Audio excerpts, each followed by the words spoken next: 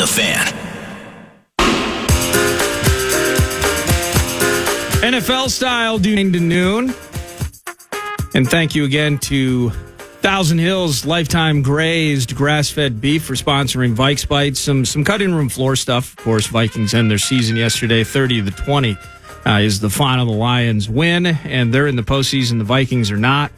I do think that whether it's KOC's press conference later and it's the what's next thing, big thanks at zonecoverage.com doing the Nordo's numbers thing. There's going to be some consistencies and some themes, I think, that are talked about in the weeks to come.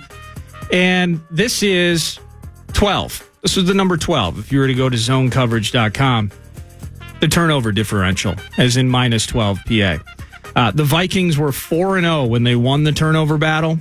They were 2-0 when it was even, 1-10 when they lost the turnover battle. The 34 turnovers by the Vikings offense, second worst in the NFL. Only to the Browns, who had 37. They're in the postseason. They figured it out, but the Vikings sadly did not. The turnovers is going to be quarterbacks and Daniil and Harrison and all of those things. Why the hell, over the course of a season, could we never just keep the freaking ball? You know what I mean? Well, 12 there, 10 losses, 8 blew his Achilles, 7 wins, 4 losses in a row to finish it, first time since 2016. A partridge in a pear tree. 2 to the Lions, last time they swept us, 2016, when we also lost 4 in a row. And 1 need to refurbish the depth, figure out the quarterback position for the now and the then. Merry Christmas, Vikings fans. So whether it's Nordo's numbers at zonecoverage.com or whether it's high five for Beeflo. And seriously, high five for Beeflo. And that's somebody I really hope comes back too. But the numbers game of it, like you just laid out with the 12, there are just a fair amount in there that you could use to amplify it, Yeah, and JJ, though, how about this? Third player in NFL history to have 1,000 receiving yards in a season in which he played 10 or fewer games. So positive aspects of it. Again, you'll hear from KOC around 11 o'clock. His press conference after the loss yesterday, Justin Jefferson. Part of that conversation, no rushing touchdowns through an entire season for Alexander Mattison. That's kind of on the negative side of things, which is weird because he is just the 13th running back since the merger and first since 2015 to have 180 or more carries. Holy cow. And no rushing scores. His last rushing touchdown is now more than a year ago. Yeah. Game calling depth chart. His last rushing touchdown was at Chicago Soldier Field. That game, they played the starters, then they sat everybody in the second half. That was his last final game. Final game last year, which is now more than a year ago. My goodness. So he never rushing touchdown in like a year, But to NFL du Nord, some other games taking place, and we're going to jump back to Saturday where, Mike Tomlin's team just can't be denied. 3rd and 4, Steelers from their 29. Shotgun snap. And it is Mason Rudolph down the middle and on his way. That is Deontay Johnson. 30, 25, 15, 10. He's gone for that Steelers touchdown. 71 yards. Rudolph to Johnson. Battle of the Backups, that's WDVE. That's Mr. Hillgrove, Pittsburgh Steelers radio network. It was Huntley for the Ravens. They had already locked up the 1 seed. And then Mason Rudolph in for the Steelers. They win 17-10. Texans back in the playoffs. Here's Johnston to free kick with 1 second left. Lets it rip. Downs back deep at the 13. He's going to run with it. Across the 15-20. Laterals back to Pittman. And Pittman laterals back. And the ball is loose. And the Texans fall on it. And it's over. The Texans are going to the playoffs. They knock off Indy 23-19. Back to the postseason. D'Amico does it in year 1. Mark Vandermeer, Sports Radio 610 out of Houston. You heard it. They win 23-19. It was a win-and-in affair, Texans and the Colts on Saturday. But they were both impacted, PA, by the Jacksonville Jaguars, who had led the AFC South for almost the entire season, 8-3 start. They went 1-5 to the finish line, PA, marred by injuries. I think Trevor Lawrence had a bum shoulder. He was hideously inaccurate during that game. Admittedly, I watched highlights and or lowlights like most people, but the Texans win the AFC South because the Jaguars lost, and Pittsburgh gets into the postseason. How about that? And so a couple of teams and a potential Coach of the Year candidate, D'Amico Ryans. Did it ever feel at one step of the journey, not that we're following the AFC North super closely, Did it ever feel like one step of the equation the Pittsburgh Steelers were going to be in the playoffs this year? No, and Steelers fans have been so used to winning. I think the Steelers fan base, the Steelers culture would be on the other end of the spectrum from like the Lions, because they got 5 or 6 Super Bowls as a franchise. Mike Tomlin, by the way, I don't think has ever had a losing season as head coach of the Pittsburgh Steelers. Mm-hmm. But you read the vitriol around this Kenny Pickett situation, and then the offensive line can't keep him upright. TJ Watt, who was hurt in that Ravens game, he's on and off the field all the way throughout that season. I had no idea that they were that close on the cusp.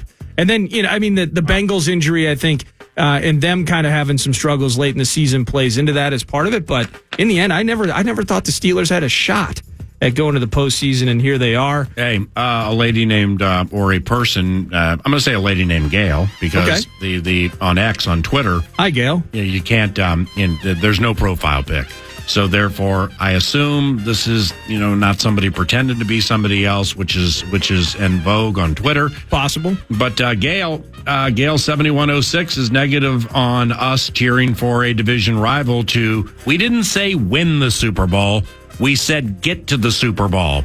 She's like, do you want another team in the division ripping us for never winning a Super Bowl? No, thanks. We'll never, ever, ever cheer for a division team. Go Ravens. Cool. Go Ravens. John Harbaugh, salt of the earth. Lamar Jackson. Cool. Trying to win a second playoff game. That'd be super sweet. Hopefully he throws better than 55%, as he's done all of his postseason career. I got nothing against the Ravens. Really, if you can't separate yourself, with all due respect, Miss Gale, if you can't separate yourself from what's right in front of you and what you want and you desire, which is the Minnesota Vikings to get to and or win the Super Bowl. And guess what? We all want that. On the other side of that is the team that hadn't won a division in 30 years, endured a 19-game losing streak, had like 15,000 people in their building, and they don't even have a rival. Like, the Lions don't have a rival. No. We have the Packers. The Niners have Seattle, and the LA Rams are kind of a rival, so on. Dallas and Washington. Cowboys would probably be a good one. Thank you. Yeah. Steelers and Ravens, backyard brawl, whatever it's called. How about the AFC North just in general? Yeah. It's a street fight, man. It's not a division. It's a street fight. They don't have a rival. You leave after they beat you and they say, we're sorry that happened. Good luck. How can you not like people like that and that cool ass? Go ahead and tell me Jahmyr Gibbs ain't cool. I mean, separate yourself from what matters most to us. And I'm with you on that. And we're with you on that. Jahmyr Gibbs is cool. Amon-Ra St. Brown is cool. Sam Laporte is cool. Aiden Hutchinson is cool. I mean, I like their team, man. We like the Lions, so go Lions, man. We got no problem if they get to the now. Let's pump the brakes for a second on winning the Super Bowl. Yeah, correct. Yeah, I mean, if they play the Kansas City Chiefs in the Super Bowl, I'm gonna dust off a game-worn Lynn Dawson. I mean, I'm gonna wear a Hank Stram suit. Marching up and down the living room with Stramisms. No, we don't want a team that never has won the Super Bowl to win the Super Bowl before we win the Super Bowl, specifically the lovable losers who no longer are lousy.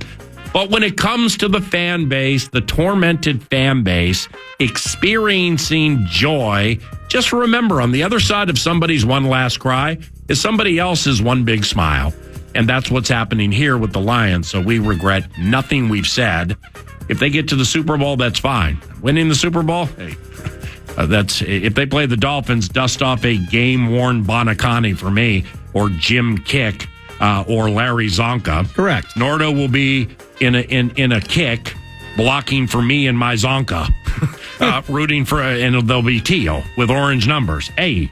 Yeah, we have the border battle. What was it? Was it Antonio Freeman off of Dishman's back? Mm-hmm. We have moments like that. Like, who's sitting around going, remember when Charlie Batch found Johnny Morton and we lost a playoff? No one's talking about that. Yeah. That's not how it works. Thank you. No one's going to Ford Field talking about the lineage and the history of some bloody rivalry. It's just not the case. We don't have the call in the system, and there's no need to find it. In fact, it might not even be there.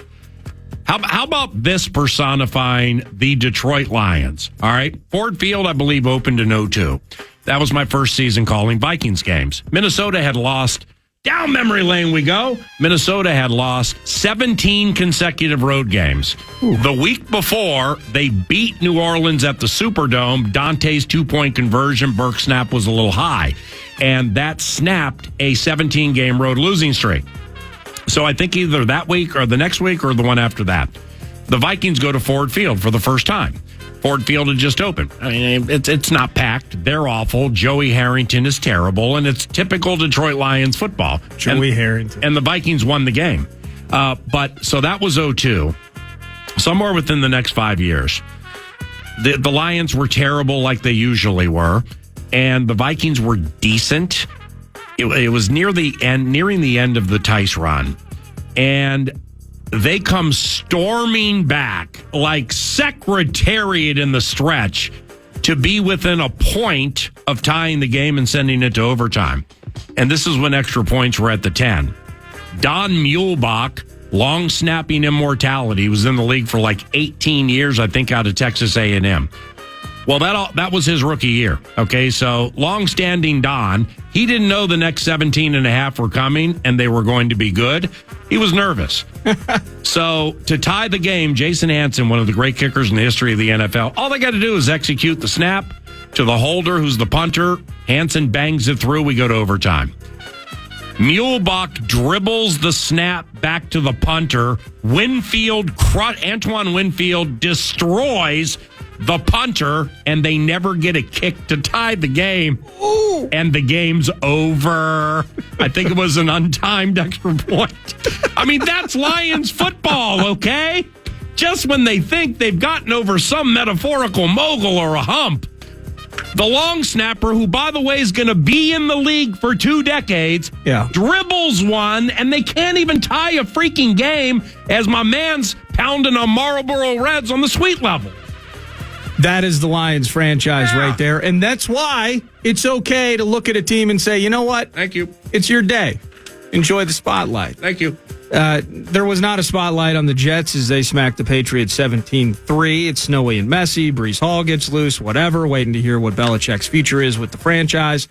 Down to Atlanta. The Falcons needed to beat the Saints and then needed the Panthers to beat the Bucs. That would have put the Falcons winning the NFC South, and they would have had a playoff spot. Neither happened, obviously. But Arthur Smith loses his mind yesterday because down 41-17, Honey Badger picks off Logan Woodside and returns it to the 1-yard line. Yeah. It's like a minute 10 left.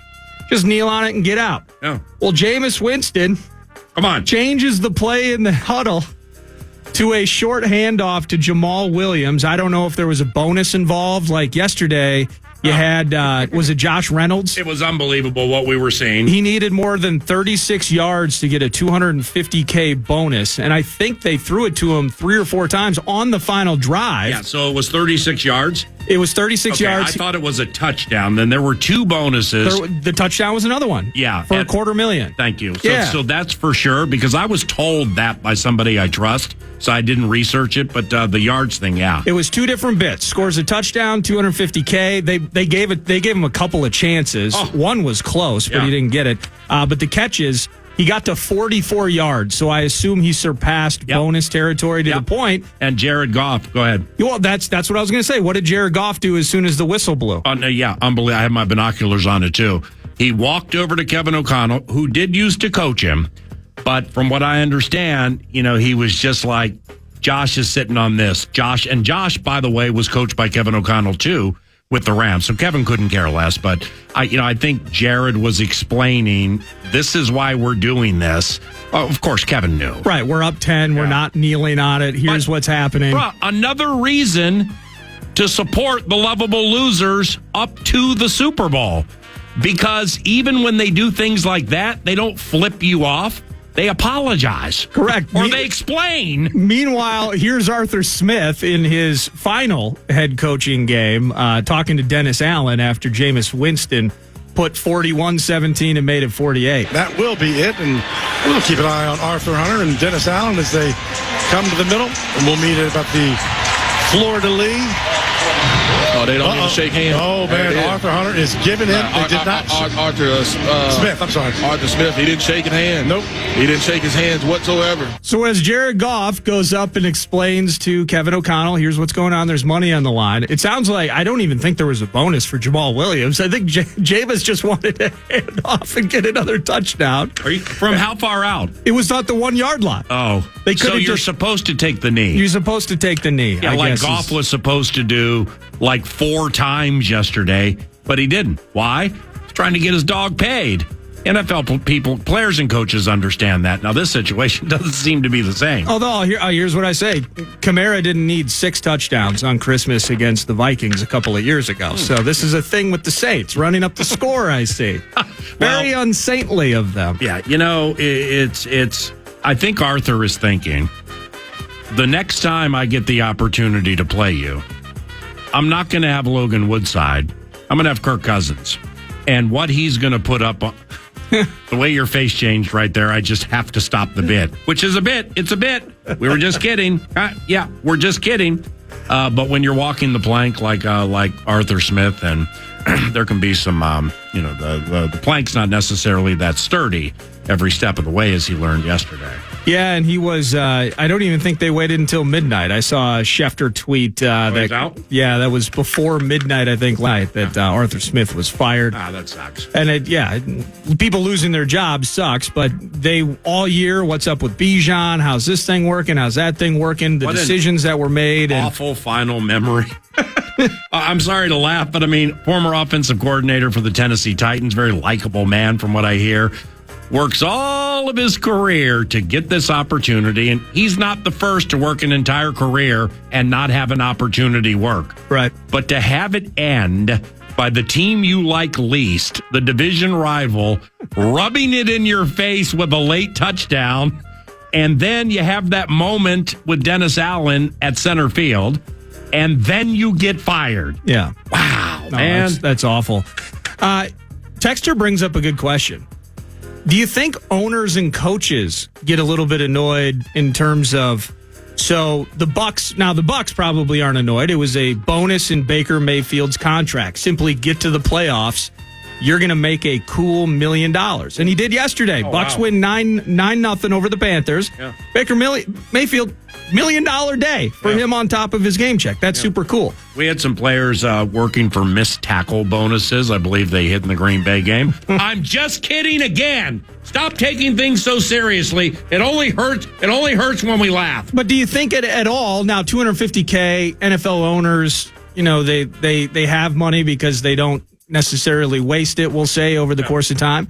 But do you think they kind of get annoyed? Like, but that's $500,000 that you just gave to, you could have won the game and I didn't have to pay Josh Reynolds an extra $250,000. What the hell are you guys doing down there? The least, from what I understand, the least wealthy families or groups in the NFL, Mark Davis, who owns the Las Vegas Raiders, and I think it's the Spanos family or whomever owns the LA Chargers. Yeah. All right, now they ain't check to check, but I mean, it's different level of wealth when you're talking Tepper and things like that. Right. So if that had happened like with the Las Vegas Raiders, by the time the quarterback threw it for a third time to the guy trying to get $250,000, Mark would have been at the Golden Nugget serving $7.99 buffets simply to offset part of the cash. I don't know, man. Hey, let's pause. Yeah, I got more. You know what? We'll do a final hour, but many more NFL related bits to talk about. And a lot of those Voxes that you just heard, like Vandermeer and Dan Miller, Wayne Larrabee, I believe. Phil Hillgrove. Some others. They will be on 9 to noon this week. We're going to have a combine field to 9 to noon this week with the playoff teams and stuff like that. But when we return, we will analyze with the analyst. Pete Bercich, analyst for the Minnesota Vikings Radio Network, and KFAN joins 9 to noon next. It is Monday in the neighborhood. It's a One Last Cry Monday at KFAN. And the Fan, along with the Big Ten Conference, want to give you a chance to put $1,000 in your hand with the National Cash Contest. Go to KFAN.com and enter the keyword credit. The keyword is credit. You might win $1,000. Go to KFAN.com, enter the keyword credit. Mobile and Verizon, May 2023. You're listening to The Fan.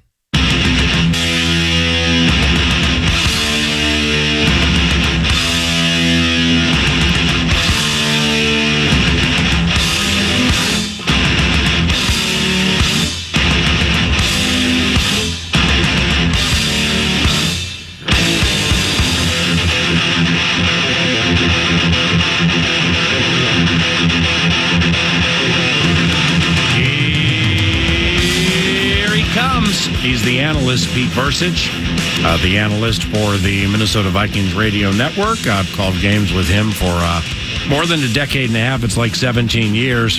And this, like Vikes Bites, is provided by Thousand Hills Lifetime Grazed grass-fed beef. Go to thousandhillslifetimegrazed.com.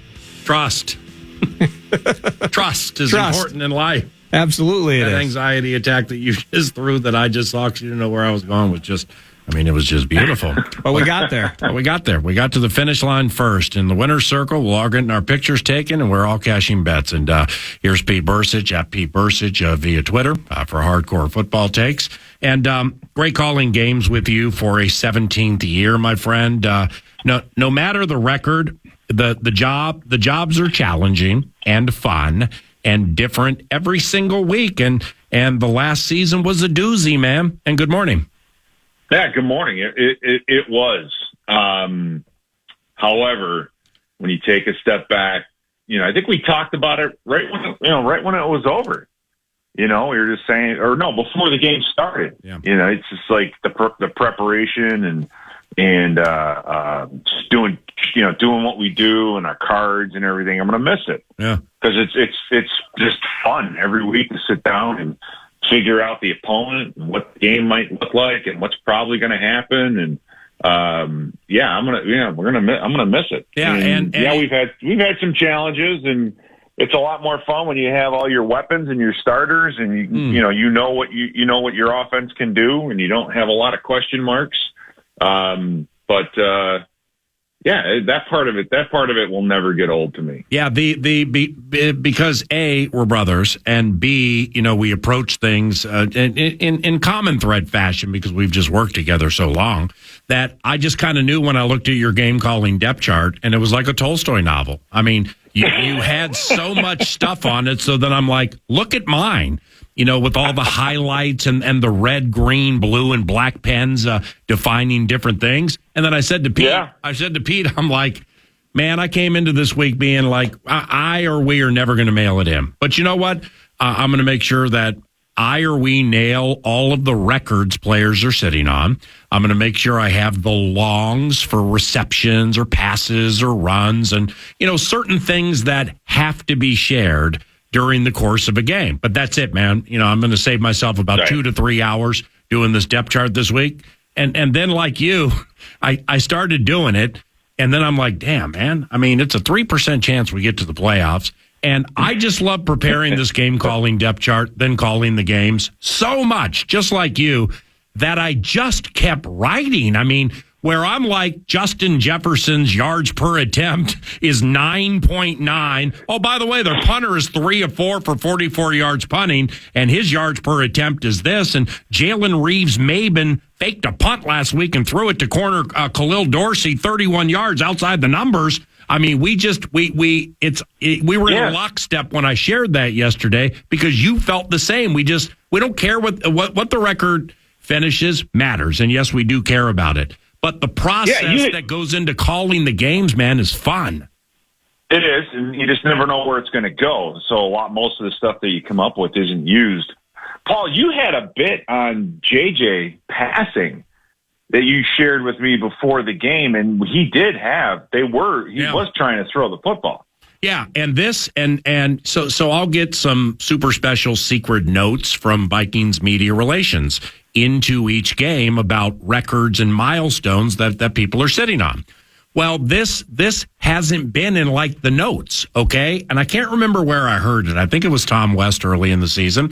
So I had to do a little digging on this, but if Jefferson had completed a pass yesterday, then he would have been the first, he would have, okay, all right, 3-2.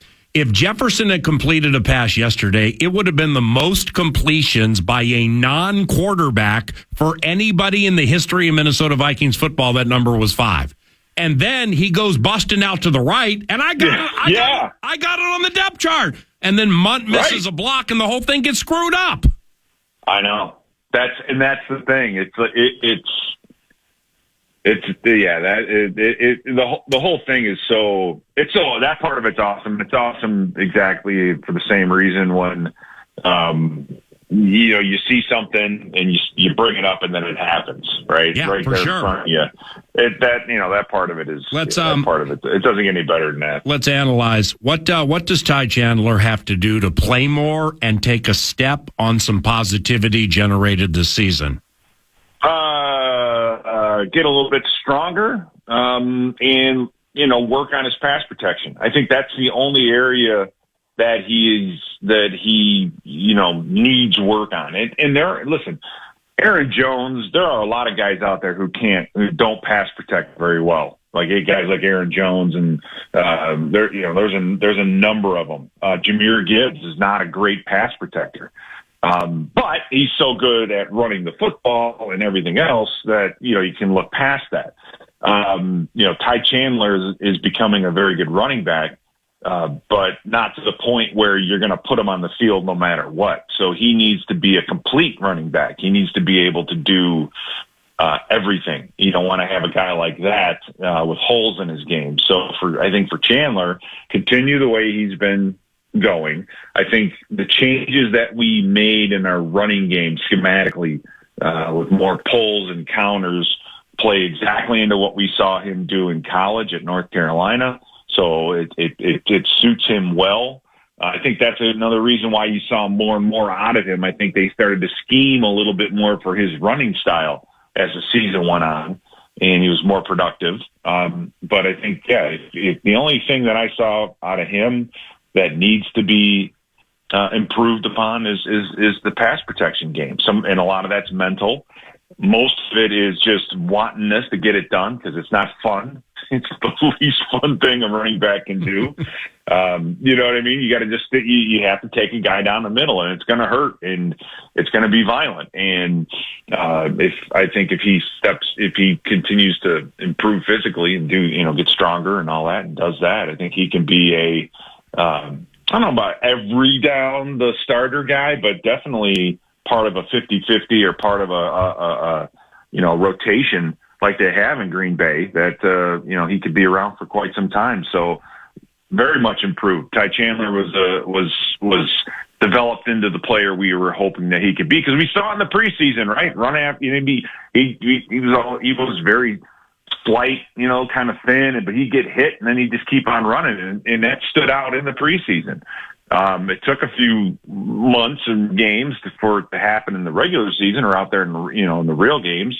But that's another cool part to this job, right? You see these little flashes of brilliance out of guys when they're young. We saw it out of him as a rookie. We saw it again this year, and now it's starting to show itself on the field. So I think it's a beautiful thing, and I think Ty Chandler's future is pretty bright.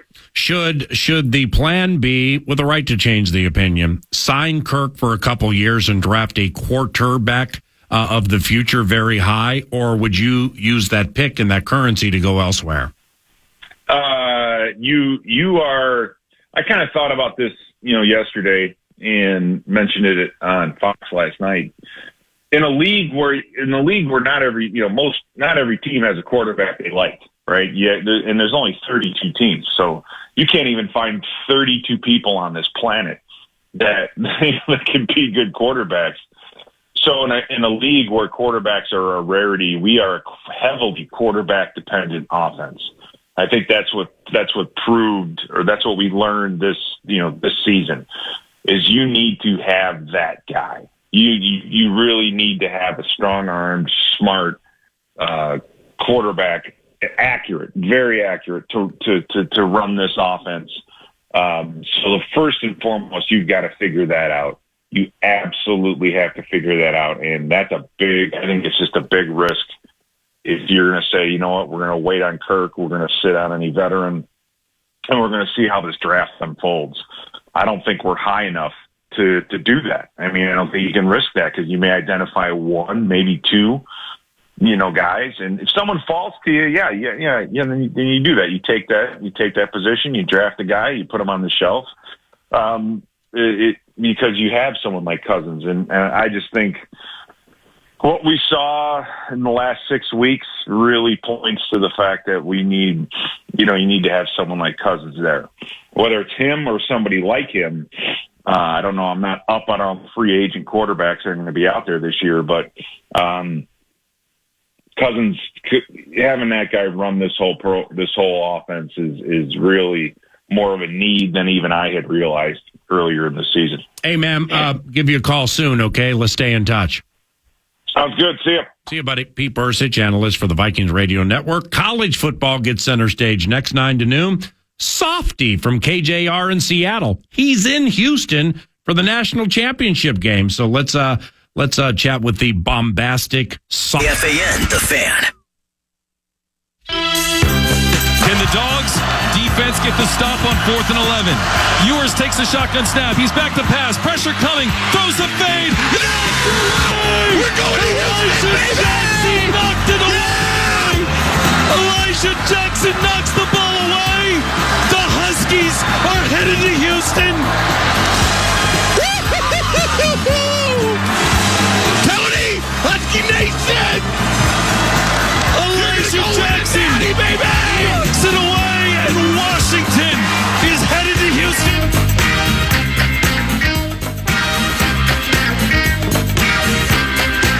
Washington Huskies and Michigan Wolverines for all the money this evening. And Softy from Seattle is nice enough to join us from Houston, Texas, to discuss the game. Softy's afternoon drive on our sister station, KJR in Seattle. Listen to the show as I do occasionally on the free iHeartRadio app. It's 5 to 9 p.m. Central. 5 to 9 p.m. Central. And Softy is in Houston for the old national title tilt between his beloved Huskies and the Michigan Wolverines. Softy, how was the Simply Seattle party at Tom's Watch Bar last night?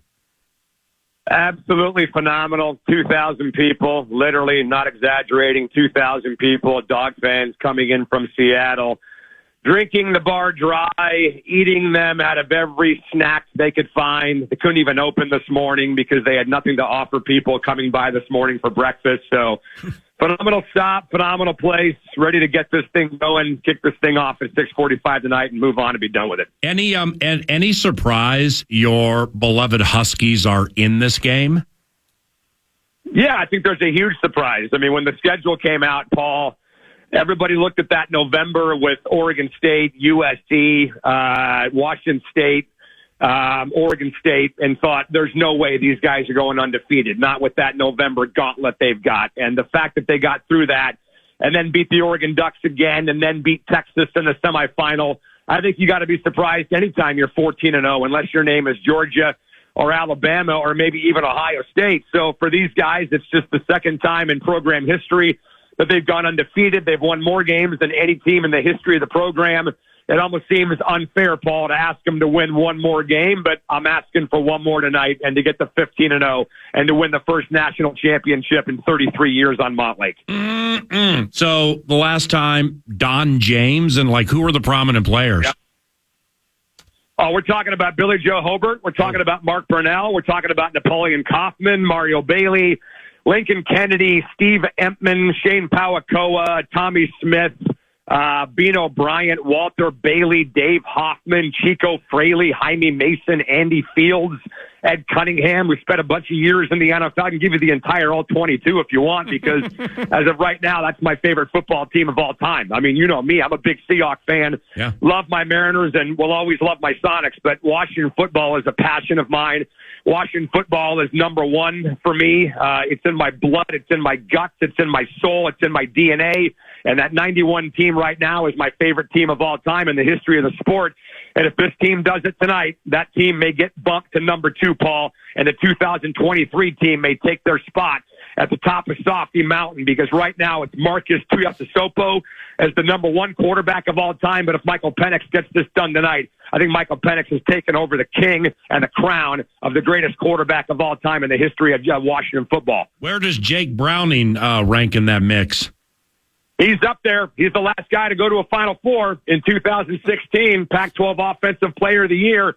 Don't know if you're being a smart ass or not, but I'm going to assume that you're not and just talk about Jake because he's a phenomenal guy. Yeah. And I got to be totally honest with you. If Minnesota's smart, they may want to look at bringing Jake Browning back to Minnesota and giving the guy a shot to start and play football for the Vikings next year. But he's up there, man. He's certainly top 5 in the history of the sport. When you make a Final Four, when you go 12-2, when you win the Pac-12 Offensive Player of the Year, you've earned your spot. Hey, just as an aside, because the cliche or the reality of a lot of the year with Seattle, the Cappuccino Capital, where you do the super popular KJR show in the afternoon at Softy KJR via Twitter. Please follow him as we do. The cliche is it's always cloudy and always rainy. So, like, you go to Houston looking for a little sun, 97%. I mean, like a deluge is taking place down there right now. Well, my wife and I went for a walk this morning, 2 miles in the rain. It was windy. It was rainy. It was like Forrest Gump. It was sideways rain. It was coming up from underneath us, and now they're saying there could be a tornado later on today. Look, don't even care, man. I mean, Paul, you've been on plenty of these trips before. There's no leisure. There's no R&R involved in trips like this. This is strictly a business trip, and it's not just about the players as well. Yeah. When it comes to people like us that cover the team for a living, I mean, I'm panicking. I'm stressing. I have no idea where we're even doing our radio show, Paul. We have a 4-hour pregame show from NRG Stadium coming up in about 4 hours from now, starting at 2:30 Central Time. And I have absolutely no clue where we're going to be set up in the stadium. So as soon as I'm done with you, I'm jumping into an Uber. I'm going to get to the park about 7 hours before kickoff and try to figure out what the hell we're doing this afternoon, because right now it's a complete cluster down here. This is not a great spot for a championship game, by the way. New Orleans, where we were a week ago for the Sugar Bowl, is a much, much better spot. No, I got your back on this.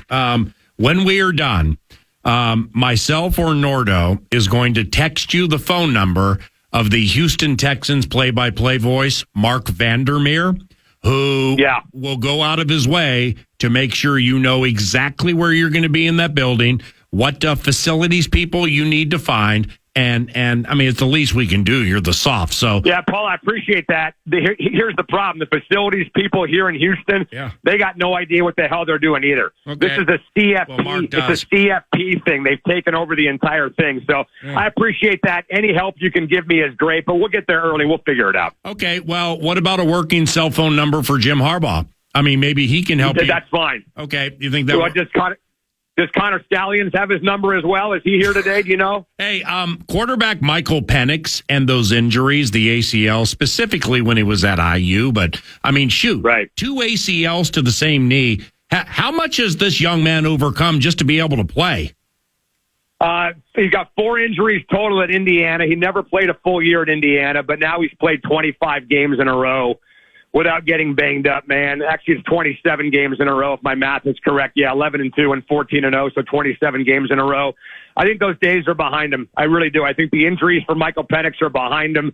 You're starting to see Mike take off and run a little bit. You're starting to see Mike evade pressure. I thought he was great in the pocket against Texas last Monday night in New Orleans against Sweat and Murphy and that great defensive line. But I honestly think that if you did not know that Michael Penix had an injury history at Indiana, there's nothing about the way he's playing right now that would suggest the guy has any injury problems at all. So I think those days are officially and totally behind him, Paul. Do you have a top-of-the-hour obligation? Because I have 2 more questions. I got to get in the shower and get out of here in about a half an hour. Okay. Can I take the phone in the shower? Of course. Absolutely. With or without your wife. With Penix, how do you think he'll fare in the NFL? I think he'll do great in the NFL because he's got an arm. Are you kidding me? Have you seen the guy's accuracy? Did you watch the way he played against Texas? I know the game. And you watch the Oregon game, you're seeing a guy that has got unbelievable pinpoint accuracy and a cannon for an arm. I think a lot of people around football equate arm strength with how far you can throw a football. Yeah. Go back and watch that post route laser beam touchdown to McMillan from 25, 30 yards away. And you tell me if this guy does not have arm strength. I was talking to Nordo off the air about this. I think Penix should go to a place that is ready-made like the 2012 Seahawks when they had the great offensive line. They had beast mode. They had Baldwin, Golden Tate, Sidney Rice, Zach Miller, Michael Robinson, and he was the last piece to the puzzle. Russell Wilson was, of course, in 2012. So you put Michael Penix in a pass-friendly atmosphere like U.S. Bank Stadium, on a team that's ready to win around him, and he's not going to a team like Carolina where everything else around him is terrible.